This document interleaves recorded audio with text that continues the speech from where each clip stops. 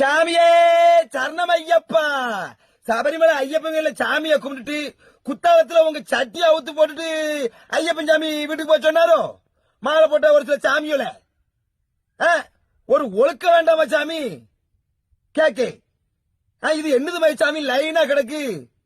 குத்தாலத்துக்கு குளிக்க வந்தியலா இல்ல இந்த மாதிரி சட்டி அவுத்து போட்டு வீட்டுக்கு போறான்னு வரீங்களா? ஏன்னா உங்க சட்டி என்ன நினைவு சின்னமா அவுத்து அவுத்து தொங்க போட்டிருக்கிய கீழே ஃபுல்லா அதான் கிடக்கு. அப்படி இல்ல அந்த குத்தாலம் சிவன் கோயில் செவுத்துல ஒண்ணு கடிச்சுக்கிட்டு கிடக்கானுங்க. அது கிட்ட போக முடியல, ஒரே நாத்தம் வாட. இந்த மாதிரி மாலை போட்டு பண்ணினீங்கன்னா ஐயப்பன் அருள் கிடைக்காது, பீடை தான் உங்க கூட வரும். பீடை நீங்க அந்த மாதிரி அநியாயம் பண்ணுதீங்க. அங்க சபரிமலையிலன்னா அந்த பம்பா ஆத்துல துணி அள்ளி போடுதீங்க. ராமேஸ்வரம் போனா அங்க பாலத்துல நின்றுட்டு கடலுக்குள்ள துணி அள்ளி போடுதீங்க. இப்ப குத்தாலத்துல இந்த அநியாயம் பண்ணுதீங்க.